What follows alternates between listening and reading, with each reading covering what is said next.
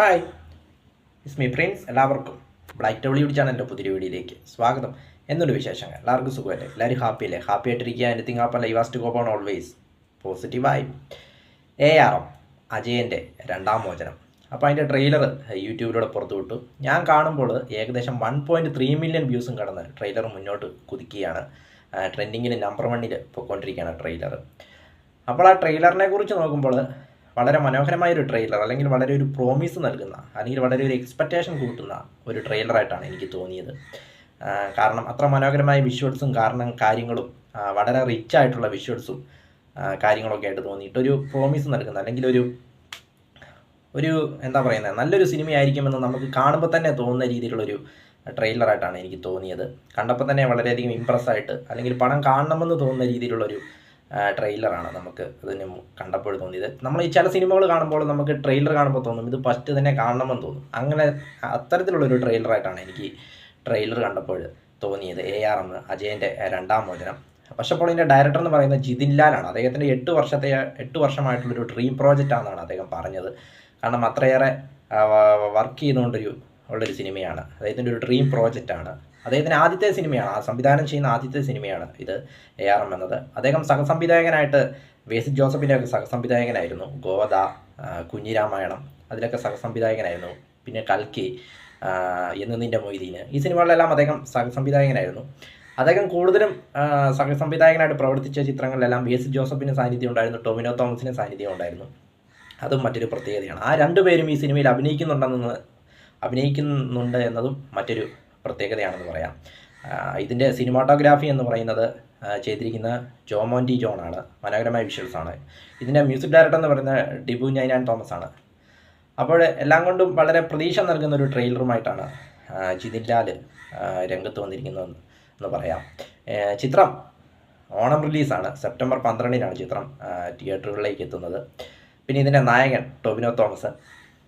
അപ്പോൾ മലയാളത്തിനൊരു എന്താ പറയുന്നത്, ഒരു നെക്സ്റ്റ് ബിഗ് തിങ്, അല്ലെങ്കിൽ ഒരു ഫ്യൂച്ചർ എന്ന രീതിയിലേക്ക് ടൊവിനോ അനുദിനം വളർന്നുകൊണ്ടിരിക്കുകയാണെന്ന് നമുക്ക് നിസ്സംശയം പറയാൻ സാധിക്കും. കാരണം 2021 മിന്നൽ മുരളി, 2022 തല്ലുമാല, 2023 2018, അങ്ങനെ ഓരോ വർഷവും ഇൻഡസ്ട്രിയെ ഞെട്ടിക്കുന്ന സിനിമകളാണ് അദ്ദേഹം ചെയ്തുകൊണ്ടിരിക്കുന്നത്. വർഷത്തിൽ ഒരു സിനിമയെങ്കിലും അദ്ദേഹത്തിൻ്റെ ഒരു വലിയൊരു ഹിറ്റ് സിനിമ ഉണ്ടാവും എന്ന രീതിയിലാണ് ഇപ്പോൾ അദ്ദേഹത്തിൻ്റെ കരിയർ പോയിക്കൊണ്ടിരിക്കുന്നതെന്ന് പറയാം. അപ്പോൾ അതുകൊണ്ട് തന്നെ നെക്സ്റ്റ് ബിഗ് തിങ് ആകാനായിട്ട് ഉള്ള ആ ഒരു കരിയർ ഗ്രോത്തിലേക്ക് അദ്ദേഹം പോയിക്കൊണ്ടിരിക്കുകയാണെന്നാണ് എനിക്ക് തോന്നുന്നത്. മലയാള സിനിമയുടെ ടൊവിനോ തോമസ് നല്ലൊരു ഹാർഡ് വർക്കറാണ്. നല്ല നല്ല റോളുകൾ, നല്ല നല്ല കഥാപാത്രങ്ങൾ അദ്ദേഹം ചെയ്ത് പ്രേക്ഷകരെ ഇങ്ങനെ വിസ്മയിപ്പിച്ചുകൊണ്ടിരിക്കുന്നു ടൊവിനോ തോമസ്.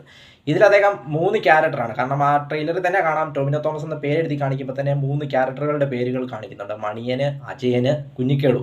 അപ്പോൾ 3 റോളാണ് അദ്ദേഹം ഈ പടത്തിൽ ചെയ്യുന്നതെന്ന് അത് കാണുമ്പോൾ തന്നെ നമുക്ക് മനസ്സിലാക്കാൻ സാധിക്കും. പിന്നീട് ട്രെയിലറിൽ കാണുമ്പോൾ തന്നെ രണ്ട്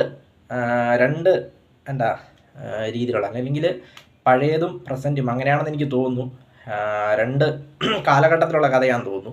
കാണുമ്പോൾ പഴയ ഒരു കാലഘട്ടം, ഇപ്പോഴത്തെ കാലഘട്ടം ഉണ്ടെന്ന് തോന്നുന്നു. 2ആണോ 3ആണോ എന്നത് ഈ സിനിമ കാണുമ്പോഴേ നമുക്ക് മനസ്സിലാക്കാൻ സാധിക്കുകയുള്ളൂ. 3 കഥാപാത്രങ്ങളുള്ളതുകൊണ്ട് തന്നെ ഇനി 3 കാലഘട്ടമാണോ അതോ 2 കാലഘട്ടത്തിലാണോ എന്ന് സിനിമ കാണുമ്പോഴേ നമുക്ക് പറയാനായിട്ട് സാധിക്കുകയുള്ളൂ. പക്ഷേ ഉറപ്പായിട്ടും പഴയ ഒരു കാലഘട്ടം വളരെ വളരെ നല്ല രീതിയിൽ എടുത്തിട്ടുണ്ടെന്ന് തോന്നുന്നു. പ്രത്യേകിച്ച് ആ യുദ്ധവും കാര്യങ്ങളും ഒക്കെ കാണിക്കുന്നതും, ആ വാൾഫൈറ്റും കാര്യങ്ങളും ഒക്കെ കാണിക്കുന്നതൊക്കെ വളരെ മനോഹരമായിട്ട് തിയേറ്ററിൽ ഒരു എക്സ്പീരിയൻസ് ചെയ്യാൻ സാധിക്കുമെന്നാണ് എനിക്ക് തോന്നുന്നത് കണ്ടപ്പോൾ. എന്തായാലും ഓണത്തിന് സിനിമാ പ്രേക്ഷകരെ സംബന്ധിച്ചിടത്തോളം നല്ലൊരു സിനിമയായിരിക്കുമെന്നാണ്, നല്ലൊരു തിയേറ്റർ എക്സ്പീരിയൻസ് കിട്ടാനായിട്ട് ചാൻസ് ഉണ്ട് ഈ ARM എന്ന സിനിമ. അജയൻ്റെ രണ്ടാം മോചനം. 3 റോളിലായിട്ടാണ് അദ്ദേഹം എത്തുന്നത്. അദ്ദേഹത്തെ കൂടാതെ കൃതി ഷെട്ടി, ഐശ്വര്യ രാജേഷ്, ബേസിൽ ജോസഫ്, അങ്ങനെ തുടങ്ങിയ നിരവധി താരനിര ചിത്രത്തിൽ ഉണ്ട് എന്നതും മറ്റൊരു പ്രത്യേകതയാണെന്ന് പറയാം. ഏതായാലും വളരെ മനോഹരമായ, അല്ലെങ്കിൽ വളരെ നല്ല പ്രതീക്ഷ നൽകുന്ന ഒരു ട്രെയിലറാണ് അണിയറ പ്രവർത്തകർ പുറത്തുവിട്ടത്. ഏതായാലും ടൊവിനോയുടെ മറ്റൊരു സംഭവമായിരിക്കുമെന്നാണ് കണ്ടപ്പോൾ തോന്നിയത്. ബാക്കി കാര്യങ്ങളൊക്കെ ചിത്രം റിലീസിന് ശേഷം നമുക്ക് മനസ്സിലാക്കാൻ സാധിക്കും. സെപ്റ്റംബർ 12 ചിത്രം തിയേറ്ററിലേക്ക് എത്തുക. ഓണം റിലീസായിട്ടാണ് ചിത്രം തിയേറ്ററിലേക്ക് എത്തുന്നത്. വീഡിയോ ഇഷ്ടപ്പെട്ടാൽ ലൈക്ക് ചെയ്യുക, ഷെയർ ചെയ്യുക, കമൻറ്റ് ചെയ്യുക, സബ്സ്ക്രൈബ് ചെയ്യുക. വീണ്ടും പുതിയ വീഡിയോയിൽ കാണാം. അതുവരെയ്ക്കും ടേക്ക് കെയർ, ബൈ.